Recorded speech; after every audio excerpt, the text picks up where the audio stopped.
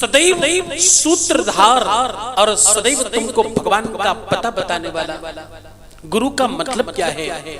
गुरु जो तुम्हारे जीवन का अंधकार दूर करे।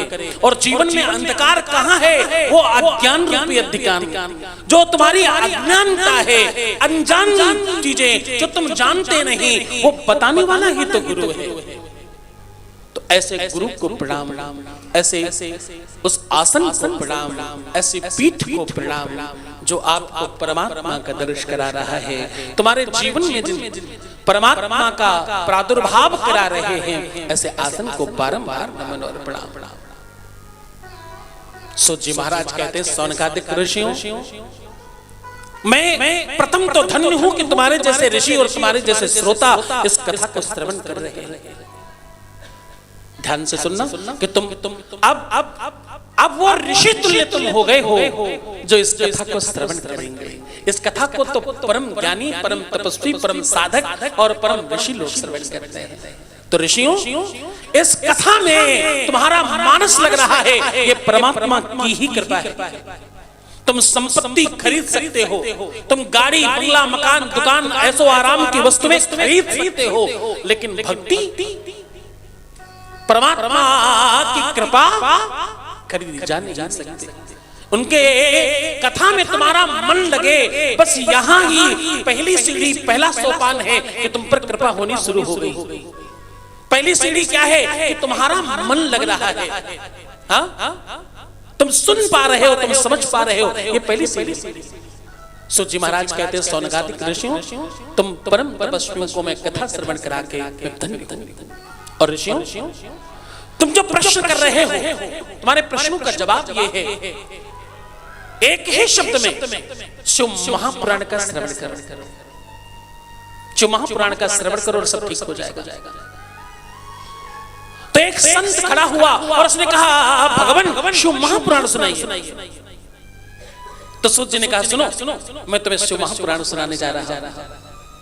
उन्होंने कहा, बोले हिंसा, असत्य, मद, मोह, लोभ, अरे काम, क्रोध का त्याग करे। हिंसा, असत्य, मद, मोह, लोभ, और काम, क्रोध का त्याग करो। और काम, क्रोध का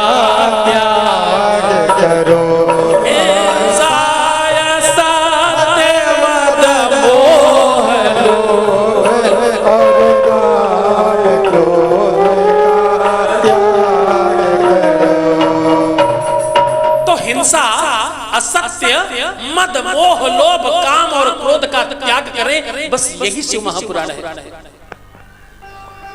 सौनकादिक ऋषियों ने कहा, गुरुवर, जितनी देर हमने आपसे प्रार्थना करी, आपने उसका भी 5% समय में शिव महापुराण सुना दी। ये तो बड़ा गलत बात है।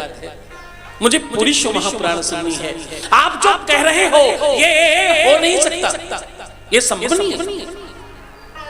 आप कह रहे हो हिंसा समाप्त करो, तो गुरुदेव पहली हिंसा तो हमारे अपने अंदर हमारे प्रति है। हम रोज अपने आप से हिंसा करते हैं। मन कहता है ठंड बहुत है, स्नान मत करो।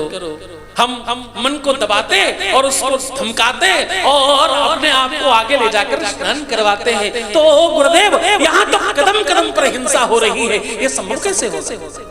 असत्य, गुरुदेव, कलिकाल आ रहा है, असत्य के बगैर जीवन न चलेगा, कैसे काम चलेगा? और आजकल तो वो एक मशीन है जिसका नाम ही है झूठ बोलने की मशीन। क्या नाम है? झूठ बोलने की मशीन। फोन आया, हेलो, कहाँ हो?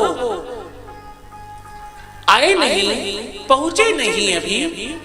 अरे मैं चौराहे पर ही हूँ, बस 2 कदम पर पहुंच रहा हूँ।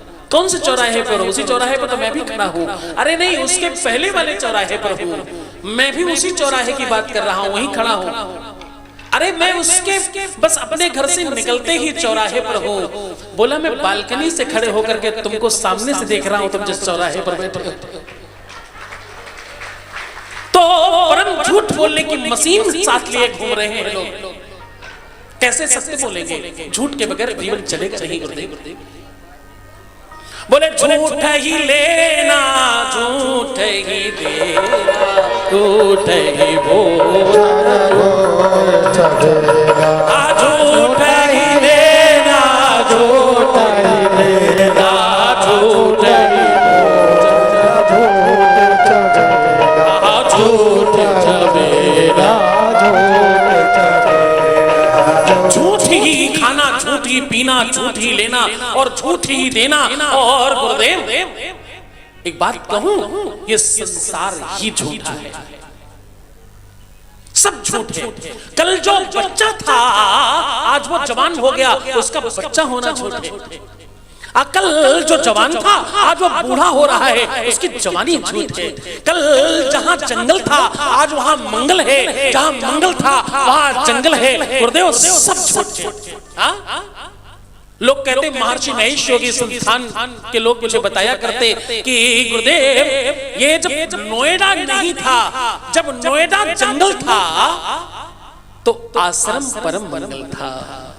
यहाँ बड़ी बड़ी इमारतें थी, सुंदर सुंदर कक्ष बने थे और कोई वो गोल गोल क्या संसद जैसा वो बना हुआ था और चारों तरफ जगमगाहट थी, खूब दिव्यता थी यहाँ, और बाहर जंगल था।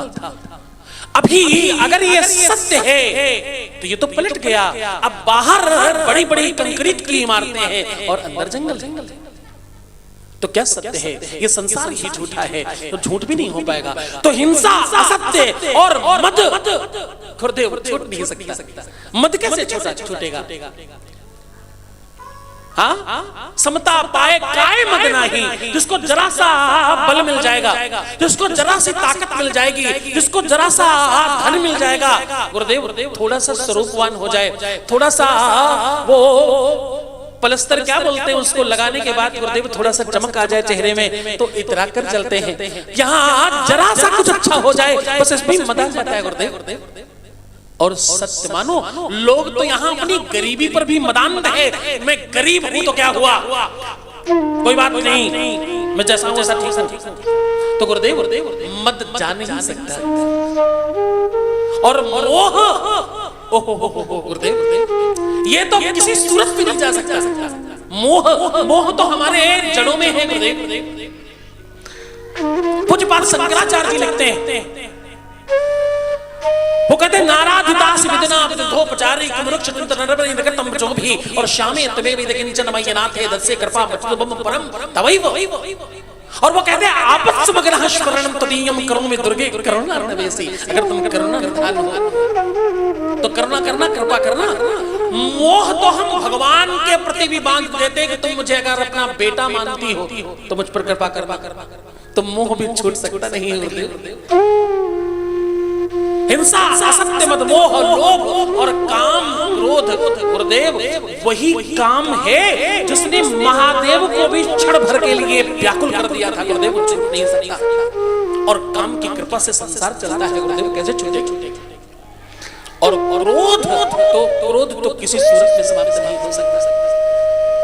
इसलिए गुरुदेव ये वो नहीं, आप कृपा करो, मुझे संपूर्ण शिव महापुराण सुनाओ गुरुदेव, जिससे जीवन सिद्ध हो जाएगा और जीवन में सब प्राप्त होगा। तो सूत जी महाराज कहते हैं सौनकादिक ऋषियों, शिव महापुराण तो कल से सुनाई जाएगी। आज शिव महापुराण को कौन सुनता है, क्यों सुना जाता है और शिव पुराण के सुनने से होता क्या है, आज हमने ये आपको बताया। क्या बताया? शिव महापुराण क्यों सुनते हैं? ताकि पाप समाप्त हो। शिव महापुराण को कौन सुनता है? तो जो परम तपस्वी है, जो ऋषि है किसी न किसी जन्म का, जो जिसकी आत्मा पवित्र है, जिसको भगवान ने चुना है, वो शिव महापुराण सुनता है।